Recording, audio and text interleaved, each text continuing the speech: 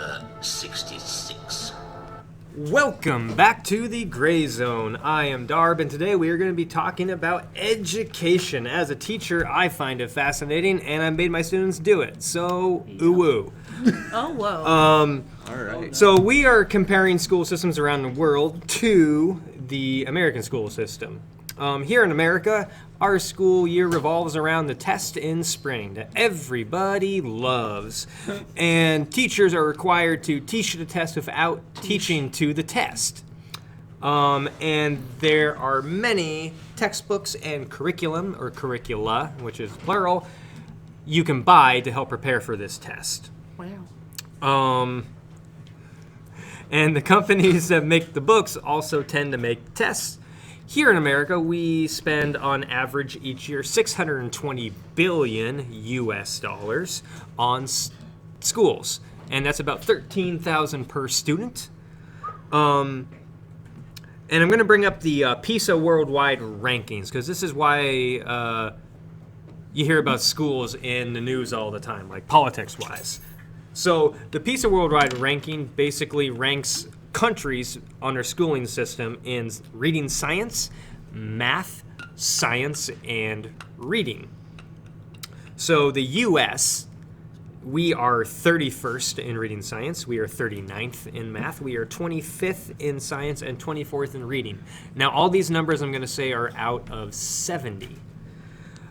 So that's the U.S. in a nutshell, and we are going to talk about Ireland, Singapore, Iran, France, Mexico, Finland, and Japan today. And I'm going to give you their rankings real quick. Ireland, they are 11th in reading science, 17th in math, 19th in science, and 5th in reading. Singapore is number 1 across the board. Iran is not applicable because I guess they don't take the PISA worldwide ranking tests. France, 25th in reading science, 26th in math, 27th in science, and 20th in reading. Mexico is 57th in reading science, 56th in math, 61st in science, and 55th in reading. Finland is 8th in reading science, 12th in math, 5th in science, and 4th in reading. And Japan is 3rd in reading science, 5th in math, 2nd in science, and 8th in reading. Now, we've broken the podcast into 3 sections. We are going to talk about Mexico, France, and Japan because they are most similar to what we do here in the U.S. Then we're going to talk about Iran and Ireland, which are kind of in between, and then Finland and Singapore last because they are kind of doing their own thing, and it seems to be working for them. I'm going to give it over to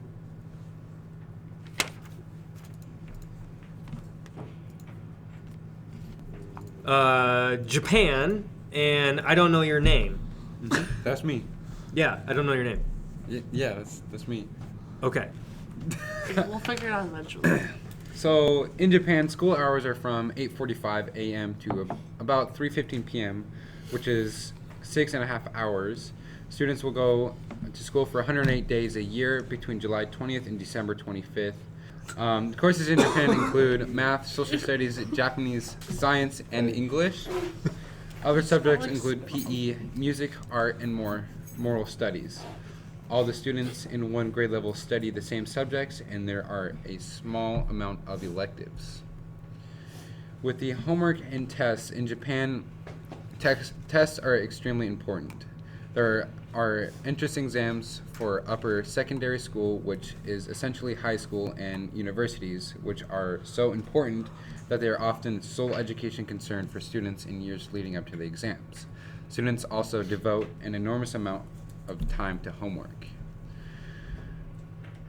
In Japan, in further education, higher education is relatively cheap.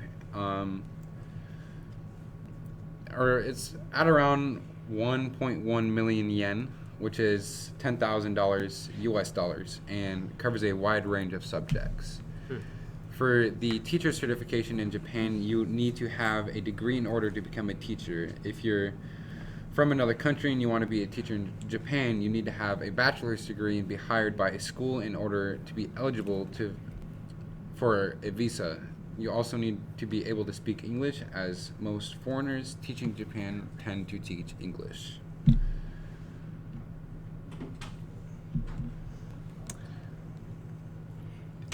Something to add to that while we are going to talk about Mexico next is in Japan in the later years, you actually, after school, you'll actually then go to a tutor to help prepare for the big test. So, like, you don't get home until, like, almost 6 because you go to a tutor after school to help tutor for the big test. Yeah, and they'd also help you out with your homework and stuff like that. The hours of homework you have. Yeah. All right, now I'm going to send it over to slightly obese Blue Yoshi over here. I'm going to be talking about Mexico for us today. Thank you. I don't know your name. So, for Mexico, depending on where you live, the time range for an average school day is from 7 a.m. to 1 p.m. Kindergarten years consist of what? Kindergarten J 2 years, M 3 years, elementary school 6 year, middle school 3 years, high school is 3 years. So these are basically how long it takes each year for each educational purpose. I'm not 100%. The classes that they teach typically are science, geography, math, Spanish, PE, theater, history, and art.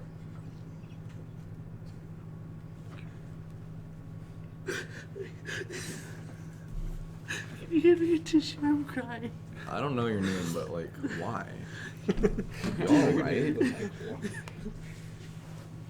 You know, sometimes I really wish that there was a camera, you know. For this podcast? Yeah. Yeah, it'd make a lot of sense. So all the awkward pauses could be explained. I think we Yeah. should just like have like little phone stands and see our faces. And... Like a Skype call. Yeah. Wake up today. Anyway, Thank you, A guy. they have A and B days, meaning they would work on certain subjects on certain days. The school year is longer, and they only get a month to a month and a half for summer. And I kind of find that interesting that they have A and B days, because I remember going to a middle school back. Hey guy, are you okay? No, What's wrong? I need help. What? Error.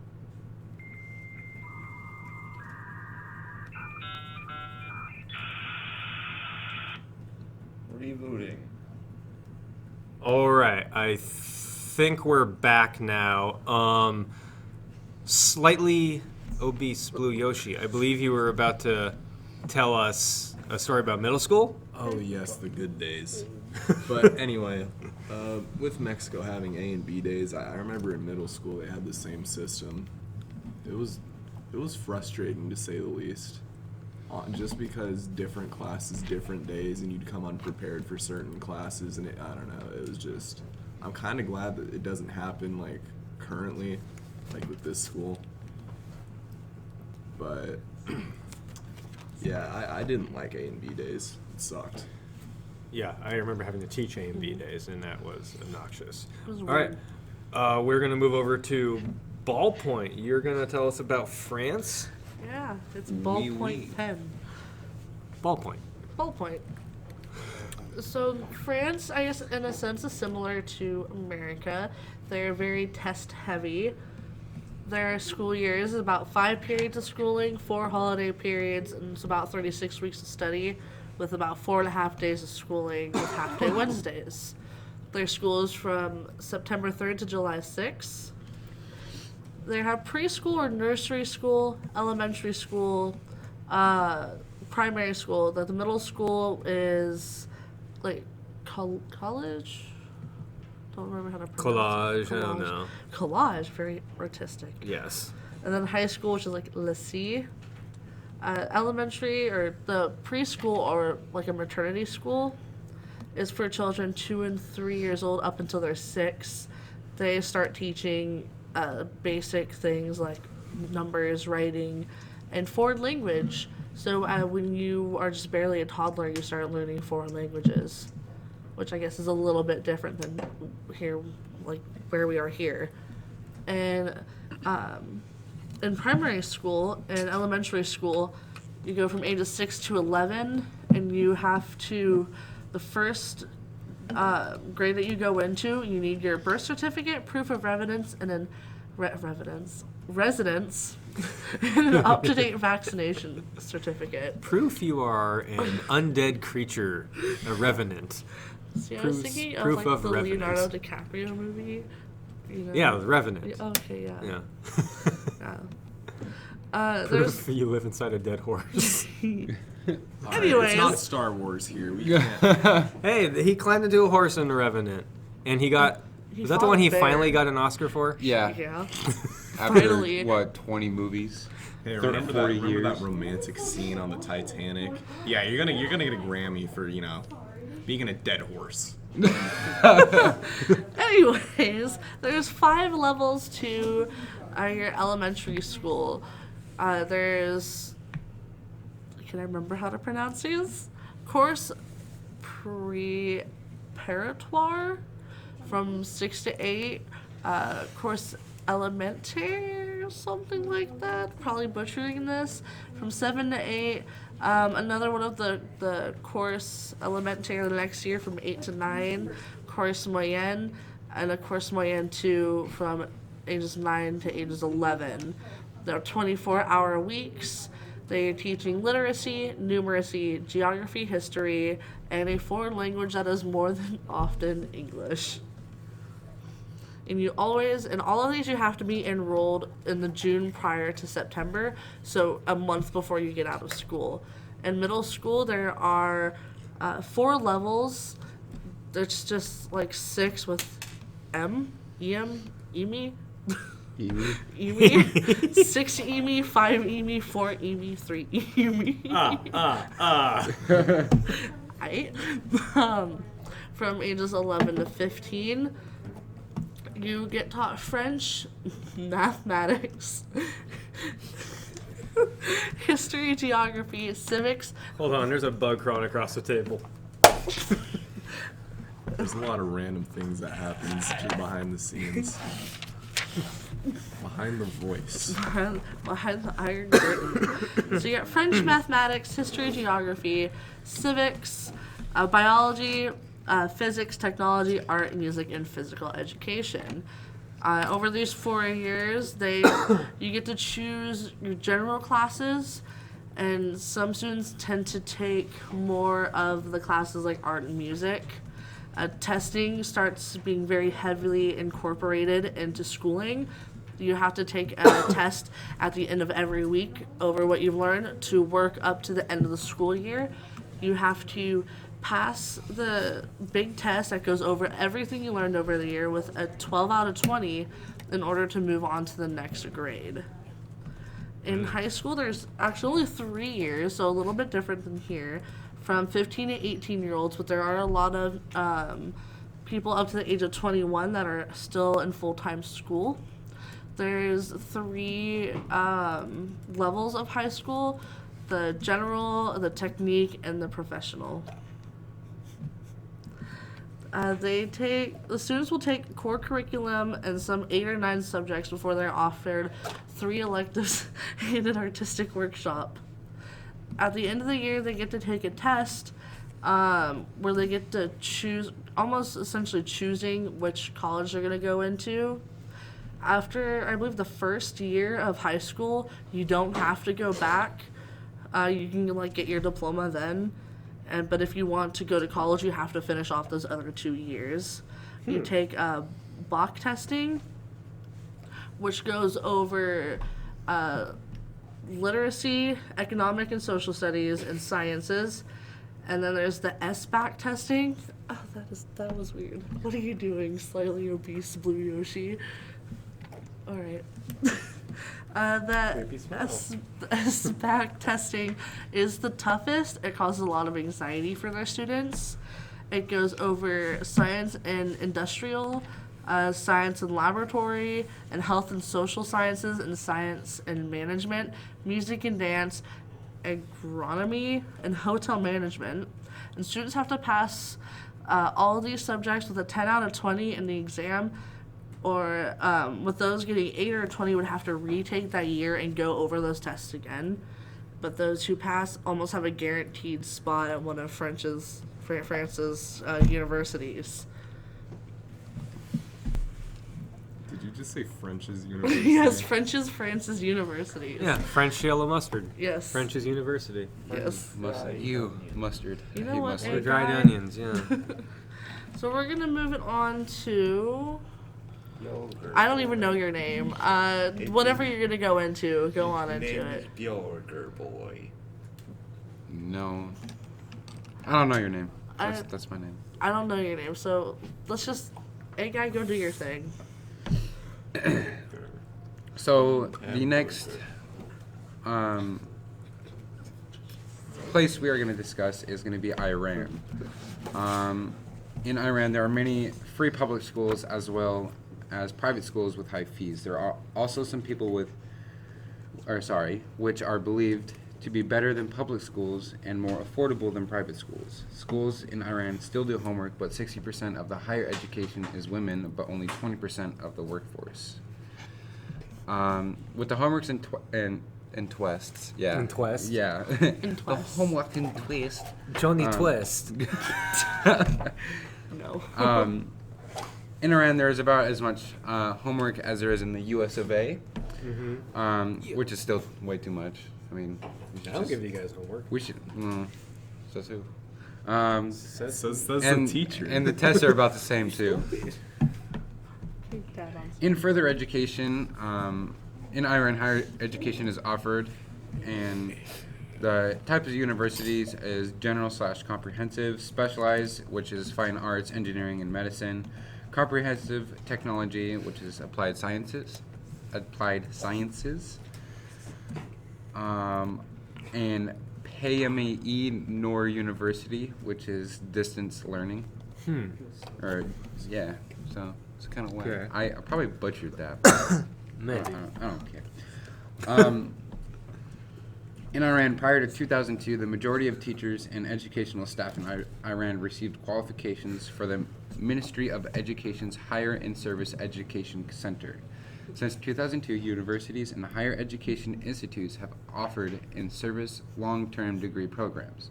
Mathematics and science teachers complete one of two long-term teacher education courses or programs. These courses are offered as the associate bachelor's, master's degree levels.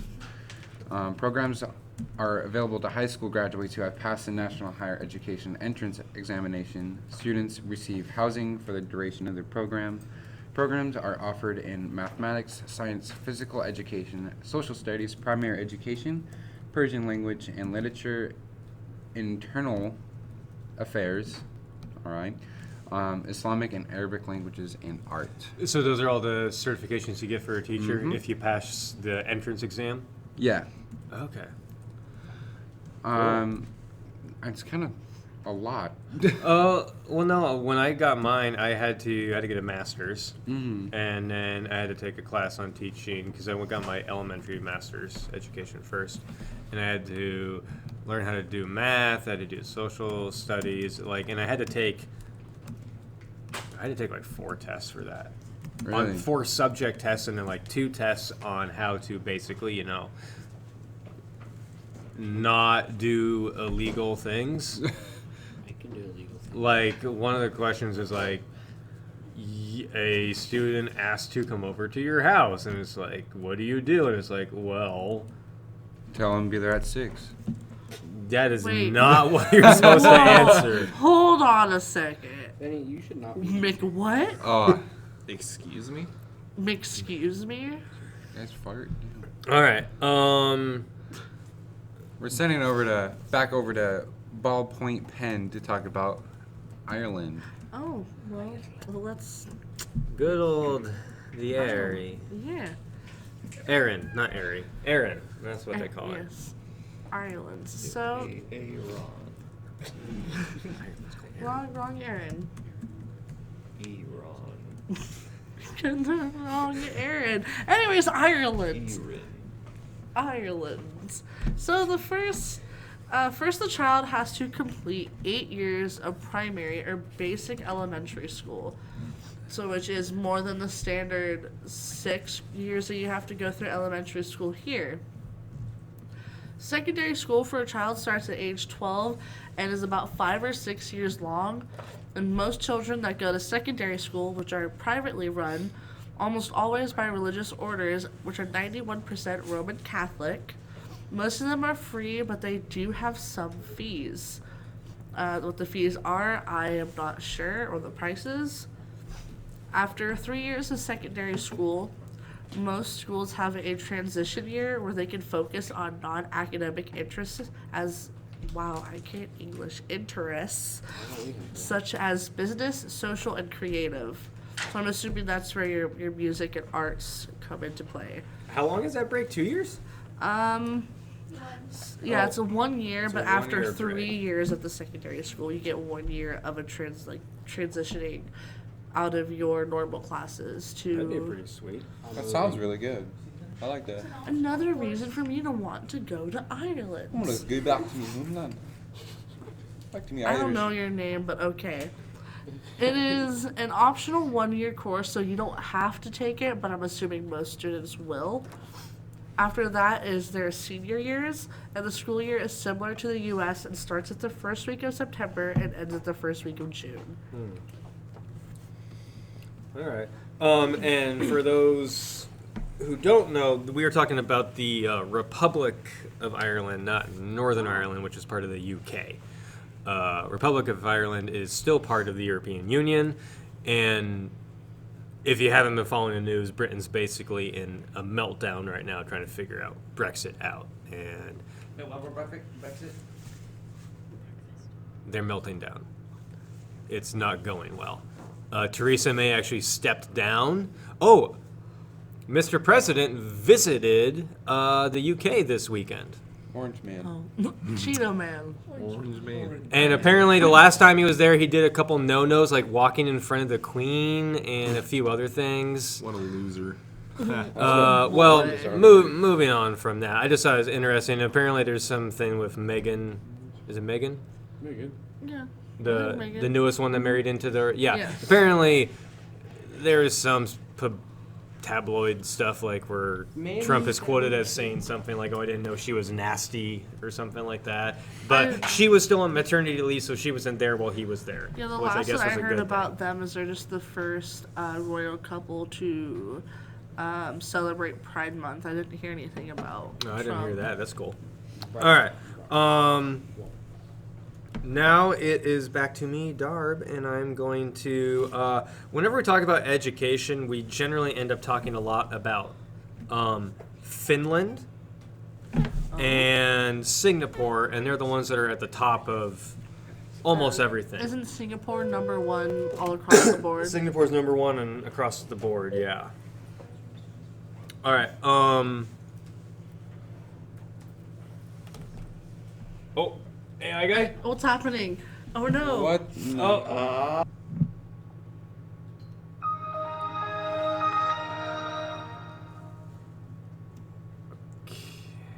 Hello. Okay, Are we I back? think we're back. Is this on? We need to get that damn maintenance man again. Yeah. Yeah, dude. Hey, So- guys, I'm 3 doing the times in job. one podcast? 2 times. Yeah. Go ahead. Finland, Singapore, top of the heap. Singapore, top of all the PISA rankings. Okay, so Finland, they have school about 190 days. And that's how long the school year is, but that counts the holidays. So actually, students aren't there for that. They begin in mid-August and go to about the beginning of June, so not too different from, at least when I taught in Montana. They go to school for 5 hours, 9 to 2. But they also have late starts, and so school starts 45 minutes later, and you don't have to make it up. So, that's cool too.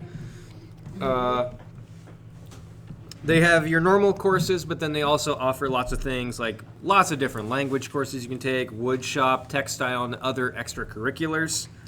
All schools are tuition free, and that goes even for higher education, so like college.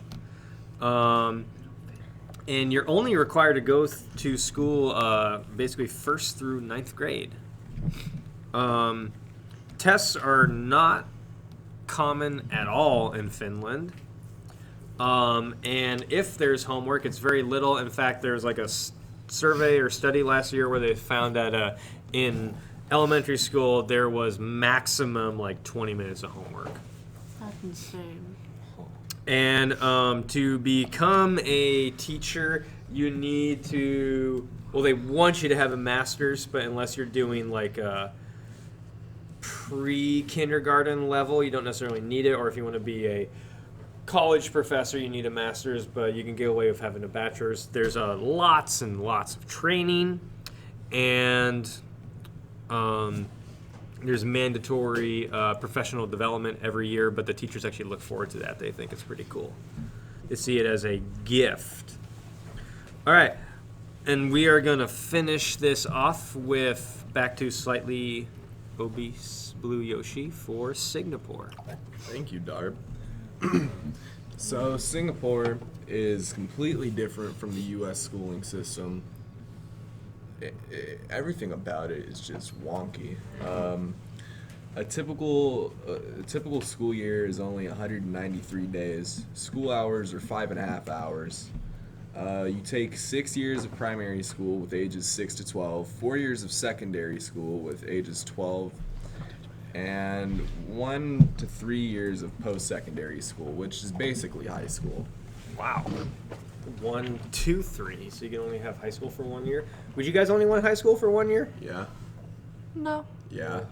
I'm just that one person that I'm gonna move wants to more than Singapore. 1 year of Me high too. school. Like right now, I can move to Singapore and legally not have to go to school because I already did my schooling here. If your credit's transferred Mm-hmm. internationally. True. Like, Anyway, actually suck. what? Well, we have 2 students. Credit transfers internationally, they suck. Like, there's a high percentage chance that they get lost. Oh yeah, easily. Just Or like- the courses just don't match up, so they have no credit to give you. Yeah, and you'd have to just do that last year anyways. Exactly. Anyway, basic testing for Singapore. There are tests besides the standard test. Besides the standardized exams, minimum of maximum marks, class levels, pass/fail, and subject grades will be dropped over coming years. Beginning next year, all primary, first, and second level students will no longer take exams. For homework, each school requires their students to complete after school hours. This allows for educators to address any learning gaps, if any, among the students. For primary leveled 1 to 2 students, students usually spend 30 minutes to an hour on homework. Primary 3 and 4 students usually spend an hour to an hour and a half on homework, and 1 hour and a half to 2 hours for primary 5 and 6 students. So I guess to kind of just recap, the U.S. spends tons of money on schools.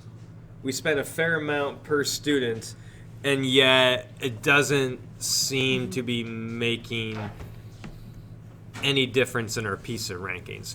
Whereas Singapore, our 2 researchers on Singapore found out that basically Singapore looks around the rest of the world, sees what's working, what isn't working, and then changes their own stuff. Finland, back in, I think it was like, there's a Michael Moore documentary on it, or at least a segment that we watched, and it basically said like in the 70s, Finland kind of went like, well, school's not going well, let's fix that. And they got rid of tests, and they got rid of homework for the most part, and that's kind of what Finland did. Mexico and France, France for sure has kind of changed a little bit. Mm-hmm. France is really test heavy. They're test heavy, but it also seems like they're doing stuff differently as well on top of that. Ireland has like happiness surveys that they do for the teachers and students every year. And yeah, the students complained about like the test at the end of the year, but for the most part, it seemed like most students were satisfied. And I don't know when the most recent test was. I think it was like 2014 or something like that. It should be in our show notes somewhere, I think. Yeah, If somewhere. not, you can, I guess, comment us and we can see if we can't find it for you, or you can look it up for yourself. But I guess it just comes down to, if we're spending this much money, you know, you want to get something out of it. And I don't know, I mean, I know as a teacher, I don't always feel like school is as good as it could be. And I think as students, you guys would probably agree that school is not as good as it could be or should be. I can agree with that statement. But this was our podcast, and I'm going to shoot it back to Slightly Obese Yoshi to give us our good old Gray Zone outro that we are infamous for after 3 podcasts. Well, it's been a hell of a time. Thank you for tuning in to the Gray Zone's last podcast of this school year. My name is Slightly Obese Blue Yoshi. I'm Ballpoint Pen. Dad on soundboard. AI. A guy. Guy. Hey guy. Hey, guy. Darb. I don't know. Who are you? I'm Austin. Also kind of just hangs out behind the scenes. Guys, like our supervisor, our manager. Our manager? Yeah, she. Horrible Anyways. All right, and I'm signing you off. Keep those tinfoil hats on and don't be led by the shepherd, my sheep. Have a great time and a better summer. Goodbye, friends, and thank you for tuning into the Gray Zone. Sad face.